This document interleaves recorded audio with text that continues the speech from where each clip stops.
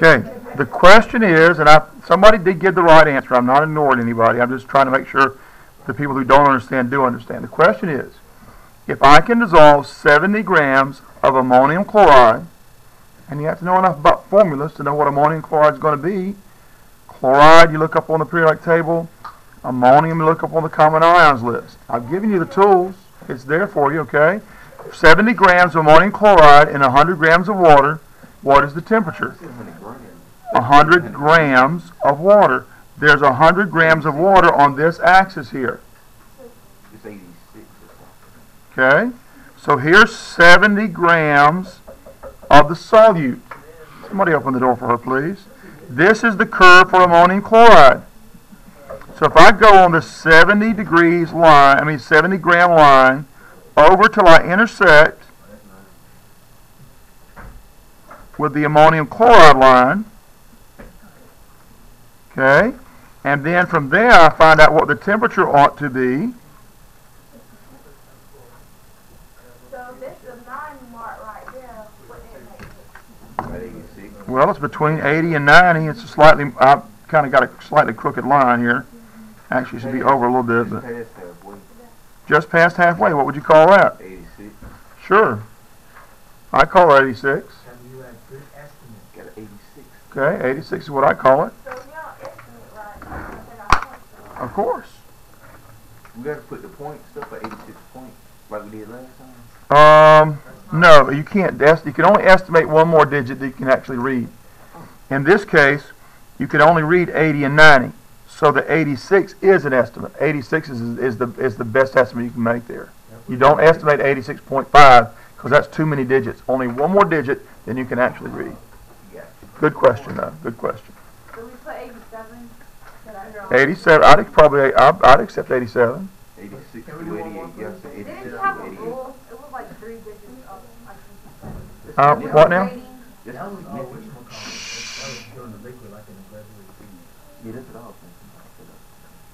Whatever the smallest graduation is, you estimate one more digit than what's actually written there. Okay? Got that? So that's interpreting a graph. Now, there are some more interpretations you can make from a graph like this. So here's the next question I want you to use this graph for. All right? I want you to make a determination. A general determination. Compare the solubility of solids and gases as the temperature changes.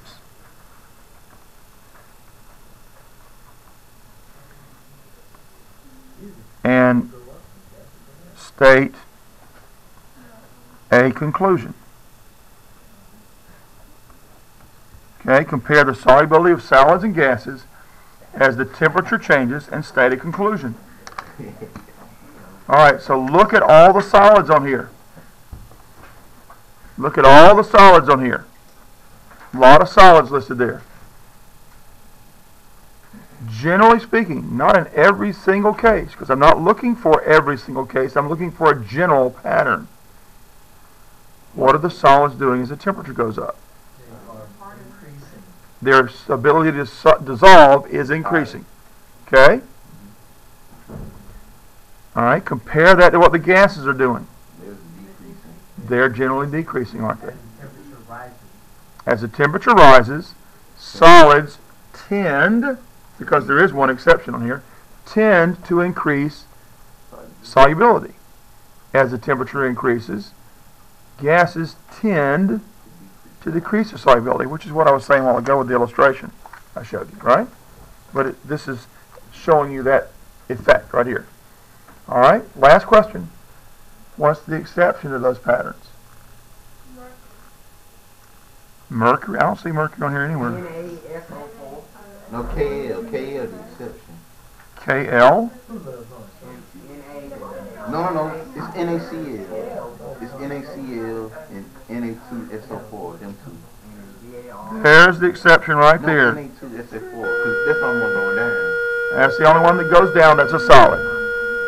Okay? Even table salt slightly goes up, just ever so slightly. But that still fits the pattern, doesn't it?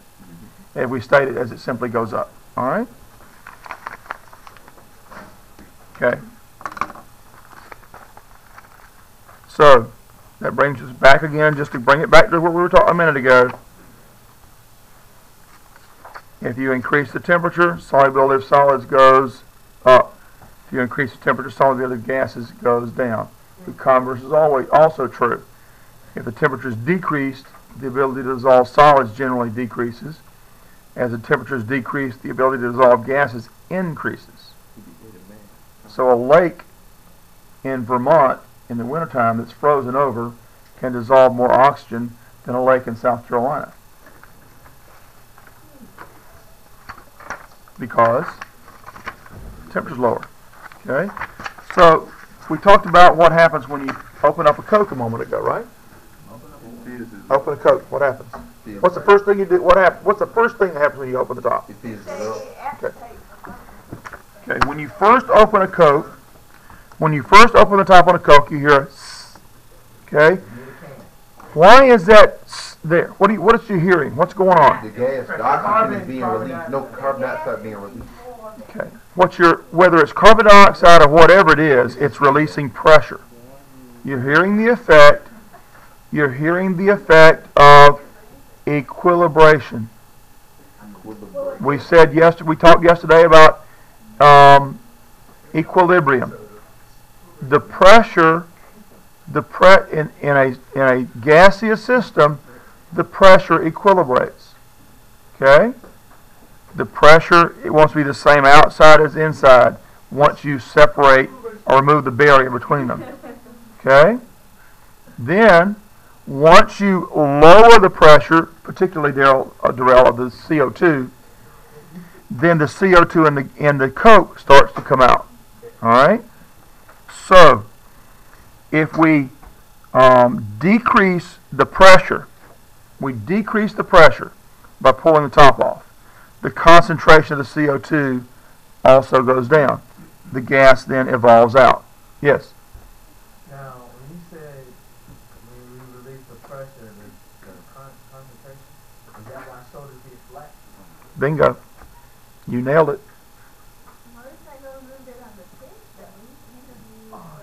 Might be now.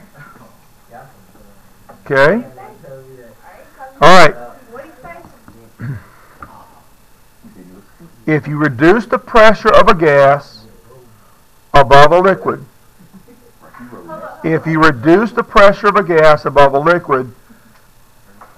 the maximum concentration goes down.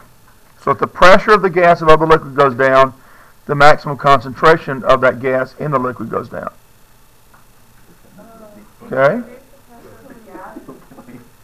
All right, in a closed Coke container, Darrell, there's CO2 trapped up here. Okay? And what does a Coke bottle feel like before you open the top? Okay, compared to how it feels whenever you pop the top. I'm talking about... It's hard. What, Kella? Okay, it's tight before you take the top off.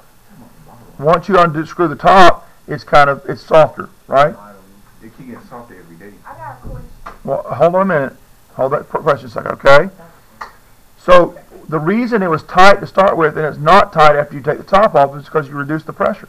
Yeah. That's physical evidence that you reduce the pressure. You can't put Not proof, physical evidence. What? Like, ain't no way you put that pressure in. Sure you can. Well, let's do that. Let's talk about that in a minute, okay? Let's talk about this first. So, if the pressure of the gas above the liquid goes down by taking the top off, the concentration of the gas in the liquid goes down, and the CO2 in this case evolves out. It bubbles out, fizzes out. Okay? This behavior, well, the same is true. If you increase the pressure, then the concentration can go up. You increase the amount of CO2 that can be put in there. That's how they put the CO2 in the Coke in the first place. They put it in there under pressure. You know the thing to be right under the cap, like the certain thing to be right under the cap. Do that, like as soon as you open it, the pressure still be going out when it's like kind of off. just hold the pressure? Like, do that hold pressure in it? It keeps the cap from being unscrewed. That's what it does. It's a safety measure. Okay, so that people can't put things in the Coke that would poison you without you knowing about it. Okay, all right. This is direct relationship. Okay, we learned about direct relationships in Unit 7 with the gas laws. And so what we have then with a direct relationship is we have this kind of relationship where the concentration divided by the pressure of the gas above that liquid is equal to some K all the time. So that we can write this practical version we call Henry's law. Concentration of the gas in the liquid divided by the pressure of that gas above the liquid is equal to a similar concentration pressure ratio. Yes? When we solve these, do we solve them like how we did the volume and This is just like the solution you do for Charles' law, volume and temperature. But we will not be doing any math with these. You only need to know about it. You need to know that's what the equation is, and that's how you do it, okay? When can we plug it in? Well, this is related to the graph, yes, but we're not going to do the calculations with the graph, okay? Or the calculation with this, all right? So this is called Henry's law, okay? Now, there's another way that sometimes we write Henry's law. This is called S for solubility. It means kind of the same thing, but it's more specific. So when we say solubility, we mean the maximum amount of the gas that can be dissolved. So the solubility of the gas, the maximum amount you can dissolve in a liquid, fixed amount of liquid, over the pressure of the gas above that liquid, is equal to any changed solubility and pressure. Okay? It's a direct relationship. What does All right. C stand for? What now? What does C stand for? Concentration, All right. and it's the solubility. They kind of mean the same thing contextually. What? Well, you probably see Henry's law written like this more often than anything else. Okay? Solubility refers to the maximum concentration of a substance. Generally, when you say that, okay, it means it refers to the maximum amount of substance you can dissolve in a fixed amount of whatever your solvent is or solution is. Okay? Got that? So you need to know about Henry's law. You just don't have to do any calculations with Henry's law. And you're right, it is directly related to that that graph. That's exactly what it is. Okay? All right. Let's talk about concentration units. Okay? We have all concentration units always have two parts. All concentration units, regardless of the kind, has two parts. The thing they have in common is they're in two parts. Okay? Measurement of the amount of solute, some kind of measurement. Maybe it's in moles, maybe it's in grams, maybe it's in milliliters, but it's a measurement of the amount of solute divided by either a measurement of the amount of solvent or the amount of solution. That's what they have in common.